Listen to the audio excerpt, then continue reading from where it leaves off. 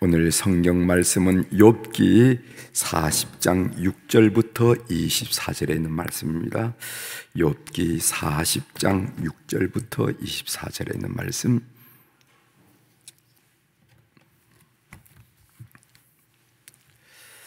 (40장 6절부터) 제가 읽어드리겠어요. 6절. 그때 여호와께서 풍우 가운데서 욥에게 이르러 말씀하시되 너는 대장부처럼 허리를 묶고 내가 네게 묻겠으니 내게 대답할지니라. 내가 내 공의를 부인하려느냐? 내 의를 세우려고 나를 악하다 하겠느냐? 내가 하나님처럼 능력이 있느냐? 하나님처럼 천둥소리를 내겠느냐? 너는 위엄과 존귀로 단장하며 영광과 영화를 입을지니라. 너희 넘치는 노를 비우고 교만한 자를 발견하여 모두 낮추되 모든 교만한 자를 발견하여 낮아지게 하며 악인을 그들의 처소에서 짓밟을지니라. 그들을 함께 진토에 묻고 그들의 얼굴을 싸서 은밀한 곳에 둘지니라. 그래야면 내 오른손이 너를 구원할 수 있다고 내가 인정하리라. 이제 소같이 풀을 먹는 베헤못을 볼지어다. 내가 너를 지은 것 같이 그것도 지었느니라. 그것의 힘은 허리에 있고 그 뚝심은 배의 힘줄에 있고 그것이 꼬리치는 것은 백향목이 흔들리는 것 같고 그 널쩍다리 힘줄은 서로 얽혀 있으며 그 뼈는 녹관 같고 그 뼈대는 쇠 막대기 같으니 그것은 하나님이 만드신 것 중에서 으뜸이라. 그것을 지으신 이가 자기의 칼을 가져 오기를 바라노라. 모든 들짐승들이 뛰노는 산은 그것을 위하여 먹이를 내느니라. 그것이 연잎 아래나 갈대 그늘에서나 늪속에 엎드리니 연잎 그늘이 덮으며 시내버들이 그를 감싸는도다. 강물이 소용돌이를 칠지라도 그것이 놀라지 않고 유단강물이 쏟아져 그 입으로 들어가도 태어나니 그것이 눈을 부릅뜨고 있을 때 누가 능히 잡을 수 있겠으며 갈고리로 그것의 코를 꿰을 수 있겠느냐. 아멘. 24절까지 함께 읽었습니다.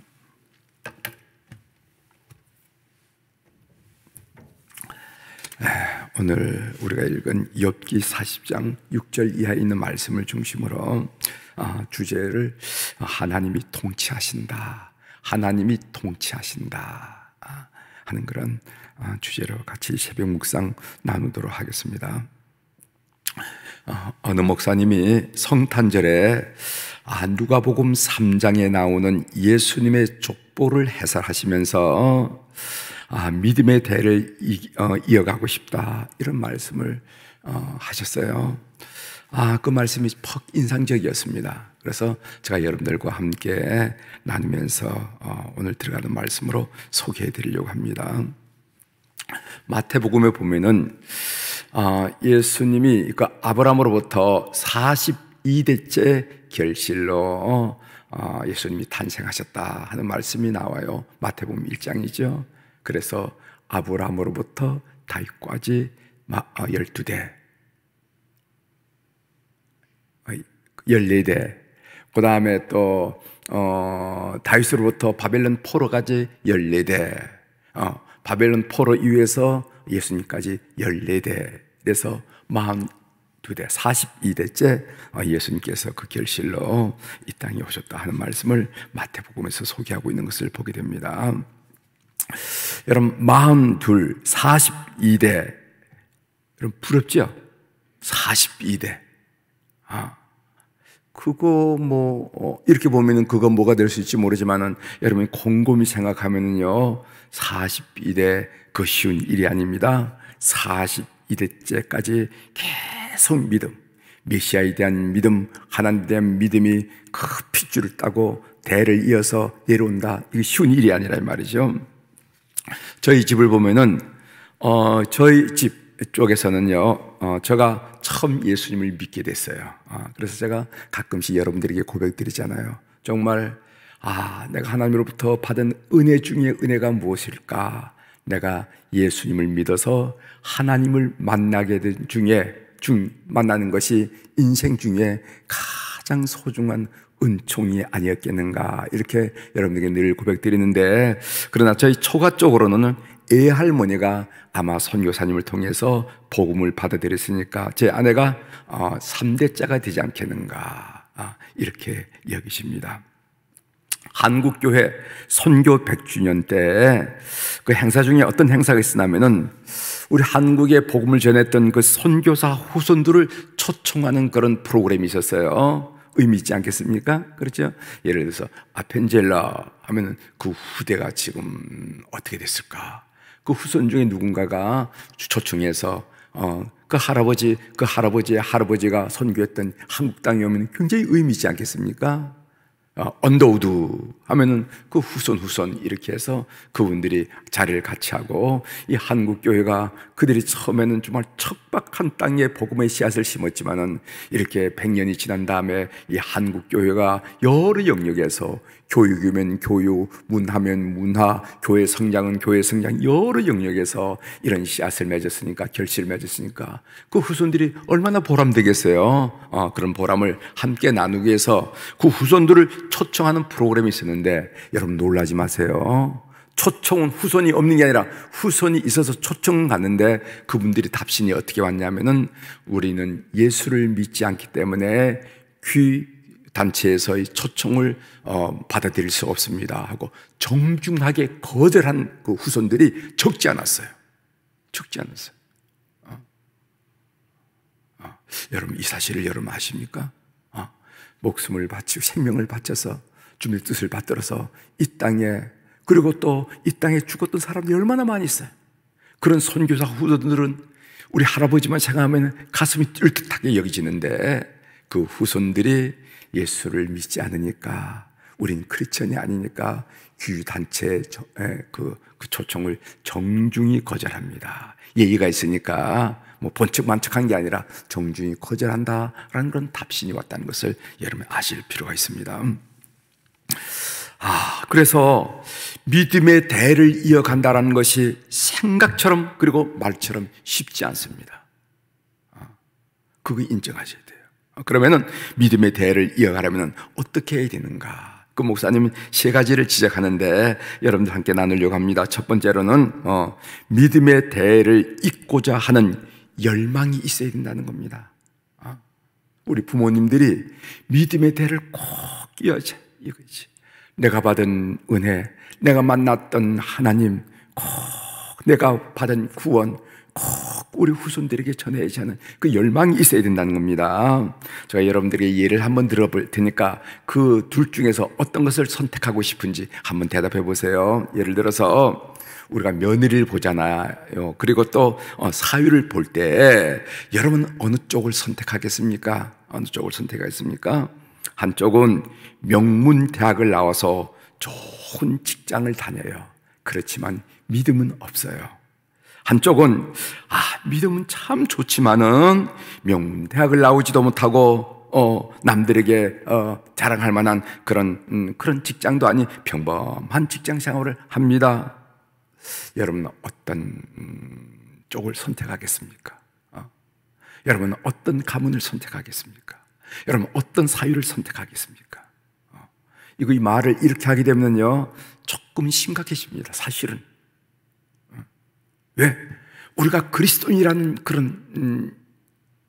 그런 고백을 하고 있고, 또 믿음의 대를 잇는 것이 굉장히 중요하다고 이야기하고 있지만은, 이런 일들이 현실적으로 내 앞에 딱 놓였을 때 우리가 조금 갈등하게 된다는 거예요. 그러니까 우리 마음이 세상 사람 마음과 뭐 비슷하다는 얘기죠. 여러분 어느 쪽을 선택하겠습니까? 이 선택은 무엇이 결정하는가 하면은 여러분들 마음속에 믿음의 대를 이어가겠다는 열망이 결정한다는 겁니다. 무슨 일이 있더라도 믿음의 대를 이어가야지 하는 그런 열망이 강하다면요 믿음 쪽으로 선택하겠지만은, 그런 열망이 강하지 않으면요 반대쪽을 선택하게 된다는 겁니다. 여러분 어느 쪽을 선택해야 여러분들의 믿음의 대를 이어갈 가능성이 많을까요? 그래서 첫 번째 지적한 것은 믿음의 대를 잇고자 하는 열망이 있어야 된다는 겁니다. 두 번째로는 믿음의 대를 이으려면요 부모에게 믿음의 열매가 있어야 된다는 겁니다. 믿음의 열매가 보여야 된다는 거예요. 우리가 식물을 보더라도 그렇잖아요.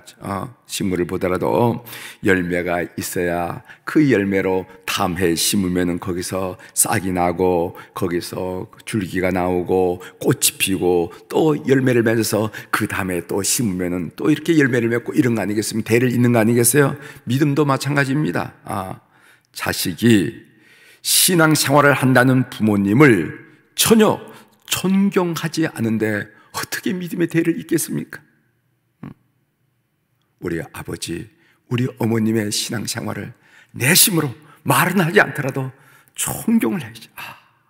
우리 어머니가 그 어려운 삶에서도 하나님이 주신 은혜로운 능력으로 그걸 견뎌오셔서 내가 봤거든. 우리 아버지가 그 힘든 삶에서도 하나님 믿음으로 승리하셨어. 우리 아버지, 어머니의 인격은 믿음 때문에 결과야.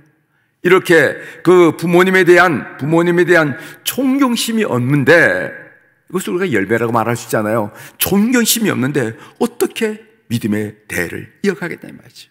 그렇기 때문에 전도할 때 보면은 자식 전도하기보다는 나를 모르는 다른 사람 전도하는 게 더 쉬워요. 왜? 자식은 나를 너무 잘 알거든. 그렇기 때문에 믿음의 대를 이어가려고 하면은요, 우리 부모에게 있어서 믿음의 열매가 보여야 된다는 거예요. 열매가 보여. 만나면 부모님 싸움하고, 만나면 세상 사람처럼 걱정 그대로 하고, 그 걱정이 가정에 그냥 드러나고, 뭐 이런 식으로 열매가 없으면 어떻게 자식들이 예수님을 믿겠습니까? 아버지처럼 될까봐 난 예수 안 믿는다고 그러지. 그래서 믿음의 대를 이으려고 한다면은 믿음의 열매가 그 부모들로부터 보여야 된다는 거예요. 세 번째로는 믿음의 대를 이어가려고 하는 점이에요. 자식들과의 관계가 좋아야 됩니다. 관계가 좋아야 된다는 거예요. 여러분, 우리 전도 방법에 보면 고구마 전도법도 있고 뭐 이런 것 중에 관계 전도를 하고 있어요. 관계 전도법이라고 있습니다. 관계 전도는 한마디로 뭐냐면은 좋은 인간관계를 맺은 다음에 복음을 전하는 방법을 보고 관계 전도라 이렇게 얘기하는 거죠. 그래서 서로 예의를 갖추어서 만나고 서로 존중하고 서로 신뢰하고 서로 의지하고 서로 돕는 그런 관계를 잘 맺어가면은요, 저 사람은 어떤 사람이길래 하면서 나중에 복음을 전하는요, 그 복음을 받아들일 수 있는 가능성이 많아진다는 거예요. 이것을 보고 관계 전도라 그러잖아요. 부모 자식과의 관계도 마찬가지입니다. 부모 자식과의 관계가 깨어지고 난 다음에 그 깨어진 관계에서 믿음이 계대되기는 어렵다는 거예요. 그렇지 않겠습니까? 그렇지 않겠어요? 부모 자식과의 관계가 깨어졌어. 그것이 경제적인 이유든지 뭐 어떤 연유든지 간에 부모와 자식과의 관계가 끊어졌어. 그래서 아들이 아버지를 보려고 그러지 않고 며느리가 시어머니를 보려고 하지 않아요. 될 수 있는 대로 그 자리를 피하려고 합니다. 그렇다고 한다면은 어떻게 복음이 연결될 수 있겠냐 말이지. 대를 이어 믿음을 기대한다는 게 쉽지 않은 일이죠. 이렇게 설명하니까. 그렇죠? 아마 여러분들은 믿음을 잘 기대한 줄로 믿습니다만은 참 이렇게 생각해 보면은 이게 참 쉬운 일이 아니구나 하는 생각. 우리 부모들이 얼마나 하나님 앞에 반듯하게 서야만 믿음이 계대될 수 있다는 것을 새롭게 깨닫게 하는 말씀이에요. 믿음이 계대되려면 첫 번째로 열망이 있어야 된다. 두 번째로 부모에게서 믿음의 열매가 보여야 된다. 세 번째는 자식과의 관계가 좋아야 된다. 자식과의 관계가 끊어지고 나서는 믿음이 계대된다 하는 것은 참 기대하기 어렵다는 겁니다. 기대하기 어렵다는 거예요. 그래서 우리 사랑 교우들 이렇게 신앙생활을 잘 하셔서 믿음의 대가 여러분 자식들에게 고스란히, 또 그 자식의 자식인 여러분 손주다 해서 고스란히 증거돼서 예수님 하면은, 하나님 하면은 모일 때마다 참 가슴이 울렁거리고 가슴이 통하는 그런 예배가 있는 그런 가정을 꼭 이뤄나가시기를 주의 이름으로 축원합니다. 아멘 하신 거죠, 여러분들? 네. 자, 오늘 본문 내용입니다. 본문 오늘 욥기 40장 어제 읽은 1절부터 5절에서요 하나님의 첫 번째 질문에 대한 욥의 대답을 들었습니다. 욥 대답해봐라 이랬더니까 그때 욥은요 자기 손으로 입을 가리면서 말하지 않았다 했습니다. 이거 어제 새벽에 그 묵상한 내용을 우리가 어제 나눴죠. 그렇다면 욥이 대답하지 못한 이유가 무엇일까? 지식이 모자랐을까? 능력이 모자랐을까? 그게 아니었다는 거죠. 그 이야기 어제 말씀을 드렸습니다. 자, 오늘 우리가 본문을 보면은 하나님이 폭풍우 가운데 두 번째 말씀을 하시겠다 하십니다. 오늘 욥기 4장 6절이죠. 제가 읽어드리겠습니다. 그때 여호와께서 폭풍우 가운데서 욥에게 일러 말씀하시되, 첫 번째 말씀하실 때도 폭풍우 가운데 말씀하셨는데 두 번째 말씀하실 때도 폭풍우 가운데 말씀하셨습니다. 두 번째 말씀에서 하나님 무엇을 취급했냐면 욥이 그토록 듣고 싶어하는 문제인 인간 사이의 정의와 공의에 대해서 우리 하나님께서 말씀하신 것을 보게 됩니다. 8절이죠. 8절 읽어드리겠습니다. 내가 내 공의를 부인하려느냐. 그 욥이 늘 물었던 것이 하나님의 공의에 대한 내용입니다. 하나님이 공의가 있다면은, 하나님이 의로운 분이라고 그런다면은 왜 악이 이 땅에 이렇게 성해야 됩니까? 왜 의로운 사람이 이렇게 고난을 받아야 됩니까? 이게 욥이 늘 품었던 질문이 아닙니까? 그때 하나님 대답하는 겁니다. 말씀하시는 겁니다. 8절, 내가 내 공의를 부인하려느냐? 내 의를 세우려고 나를 악하다고 하겠느냐? 하나님의 말로 이 세상을 정의와 공의로 통치하신 분이라는 겁니다. 말로만이 아니라 하나님께서는요 약자를 구원해내심으로써 하나님의 하나님 되심을 보여줄 수 있는 힘과 능력을 가졌다 하고 하나님 말씀하시는 겁니다. 9절 한번 보겠어요. 내가 하나님처럼 능력이 있느냐? 말로만 의, 불의 얘기하지 않고 정말 하나님께서 이 세상에, 이 혼돈된 세상에, 무질서한 세상에, 불의한 세상에 의를, 질서를 이룰 수 있는 그런 능력이 있느냐? 이렇게 묻는 겁니다. 9절, 내가 하나님처럼 능력이 있느냐? 하나님처럼 천둥 소리를 내겠느냐? 이렇게 물었어요. 그러면서 예를 하나 들었는데 그 예가 베헤못이라 하는 예를 들었습니다. 내일은 리오야단을 예를 들었는데 오늘은 베헤못이라 하는 예를 들죠. 그래서 베헤못에 관한 내용이 쭉 나오는 겁니다. 이 베헤못은 어떤 동물인가? 학자들은 말하기를 날강에 살고 있는 하마가 아니겠는가. 오늘 이 베헤못이 그리는 것이 이 나일강의 하마와 비슷한 것이 아니겠는가.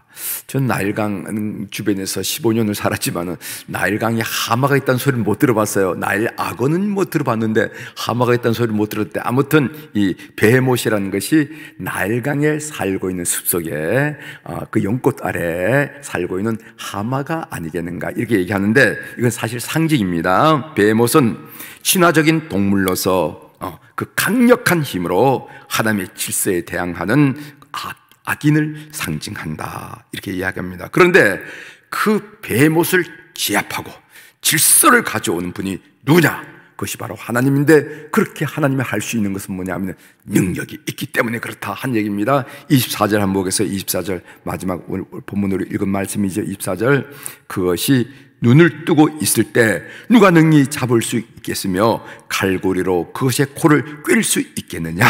하나님밖에 할 수 없다는 겁니다. 오늘 이 사실을 통해서 하시고자 하시는 말씀이 뭐냐면은 이 세상의 무질서를 질서로 잡는 분은 하나님이시다. 왜? 그분은 그런 능력이기 때문에. 이 세상에 어지럽고 불의한 것을 의롭게 잡을 수 있는 분은 하나님이시다. 왜? 그분은 능력이 있기 때문에 이 말씀을 하고 싶어 하신다는 겁니다. 결국 하나님이 통치하신다는 거예요. 사람들이 보기에 혼란스럽고 무질서 보이고 불의가 난동을 부리는 것처럼 그렇게 보이지만은 결국 역사사에 우리는 하나님이 통치하신다, 이 말씀을 지금 하고 싶어 하신다는 겁니다. 여러분, 하나님이 통치하신다, 여러분 이 말씀을 드리니까 얼마나 명쾌합니까? 얼마나 확실합니까? 얼마나 든든합니까? 저는 그런 느낌을, 하나님이 통치하신다, 그런 하나님께 신원하는 것이 얼마나 중요한 것이냐.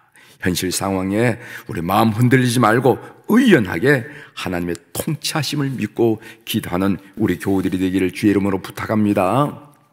종교개혁가 켈빈이 이런 얘기를 한 적이 있어요. 무슨 얘기를 하냐면은 하나님은 결코 게으른 관찰자가 아니다. 이렇게. 하나님은 결코 게으른 관찰자가 아니라는 겁니다. 가만히 보고 늦게 일어나서 아이고 할 수 없지 뭐 기다려보자 시간이 지나면 이런 분이 아니라는 거예요. 하나님은 정의를 구현하신 분이고 하나님이 공의를 구원하신 분이다 한 얘기를 켈빈은 하나님은 결코 게으른 관찰자가 아니다 하는 말로 우리들에게 격려하고 토존하고 의미를 부여해 준다는 것을 기억하시길 바랍니다. 하나님이 통치하신다 믿으십시오. 말로만 믿는 것이 아니라 정말 믿어야 그래야만 여러분 마음에 여유가 생기고 그래야만 여러분의 얼굴이 펴지기 시작합니다. 하나님이 통치하신다. 허튼 소리 하지 마라. 하나님이 통치하셔 라고 고백하고 선포하고 살아가는 교훈이 되기를 주의 이름으로 권면합니다. 기도하시겠습니다.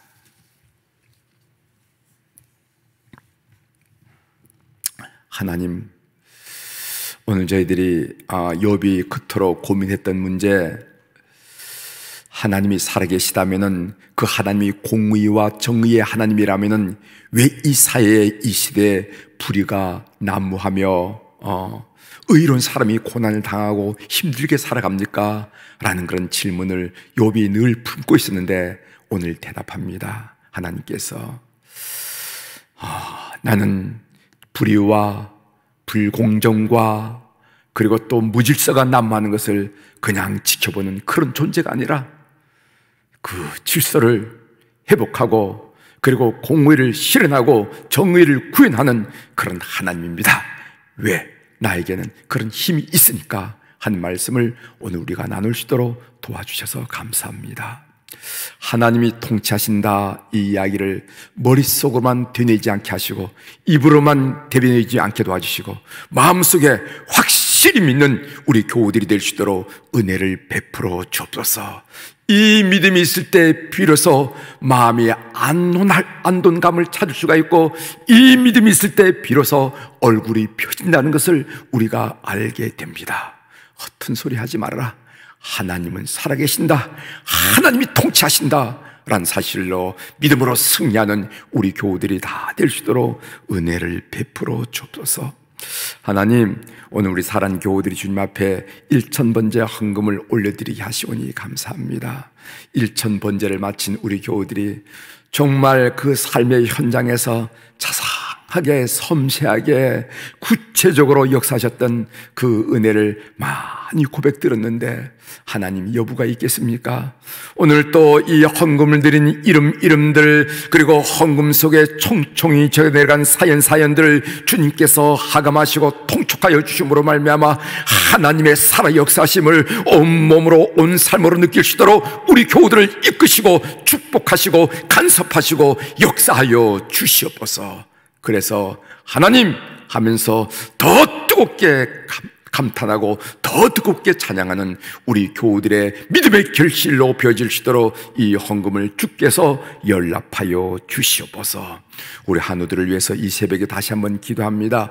병원에서 그리고 또 병원에서 진료받고 가정에서 진료받는 우리 한우들이 있습니다. 그들의 얼굴을 그리면서 오늘 또 주님께 간구하옵나니 우리 하나님은 여호와 샤파 여호와 라파 치료하는 하나님인 줄 분명히 믿사오니 오늘 또 그들의 영혼을 그들의 심령을 그들의 육체를 치료하여 주시옵소서. 그래서 진료하는 의사 선생님이 옆에는 간호하는 모든 가족들이 깜짝 놀란 정도로 회복의 놀란 역사가 우리 주 예수 그리스도 그 위대한 힘 능력이 있는 이름으로 이루어질 수 있도록 은총을 베풀어 주옵소서. 하나님 아버지, 우리 안나 여선교 회원들, 우리 모세 남선교 회원들을 비롯한 어른들을 오늘 이 새벽에 축복하며 기도합니다. 날씨가 싸늘해지고 그리고 코로나 바이러스 오미크론 변이가 심각하여 출입이 어렵고 조마조마하면서 삶을 살고 있사오나 하나님, 우리 어른들 심령 속에 우리 주님 내주하심으로 말미암아 이 세상 현실 환경에 연연하지 않고 마음속에 기쁨과 감사와 소망이 넘치는 그런 귀한 믿음의 어른들이 다 될 수 있도록 우리 하나님 역사하여 주시옵소서. 하나님, 아침에 동력도 웅장하고 찬란하지만은 저녁에 노을도 얼마나 황홀합니까? 우리 어른들, 하나님 주님께서 축복하여 주심으로 말미암아 이 황혼역의 아름다움을 마음껏 구가하는 어른들이 될 수 있도록 은혜를 베풀어 주옵소서.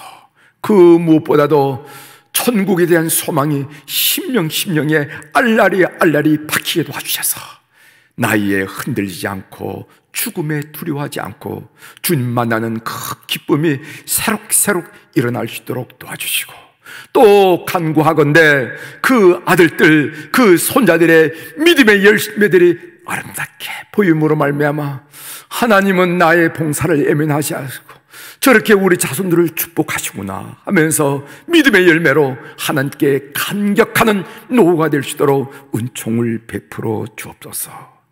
하나님, 우리 자녀들을 오늘 또 주님 앞에 올려드립니다. 하나님, 주님께서 기억하여 주시고 각가지 사정을 가지고 하나님 대언하고 충고할 때 하나님, 우리 자녀들 이제 잠자리에 깊이 빠져 있지만은 그들의 길을 인도하시는 하며 놀란 일들을 경험하도록 도와주시옵소서.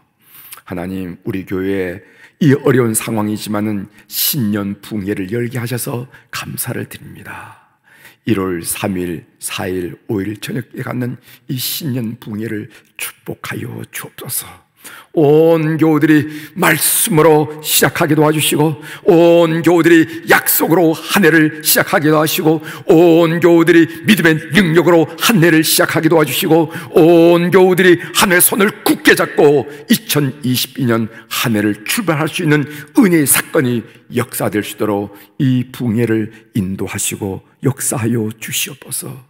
오시는 강사님에게 갑절의 영광과 기름 부음을 허락하여 주셔서 말씀이 우리 심령 육비에 새겨지고 용기와 격려와 힘과 소망이 넘치는 그런 귀한 출발이 될 수 있도록 신년 붕성회를 주께서 인도하여 주시옵소서. 오늘 또 하늘의 주권과 땅의 주권을 가진 우리 주님의 이름으로 이 새벽에 담대하게 선포합니다. 내 영혼이 잘된 같이 범사가 잘되고 강건한 축복을 우리 모든 교우들이 받아 누리는 한 날로 우리 주님이 인도하여 주시옵소서. 감사드리며 예수님의 이름으로 기도 올려옵나이다. 아멘. 하늘에 계신 우리 아버지여,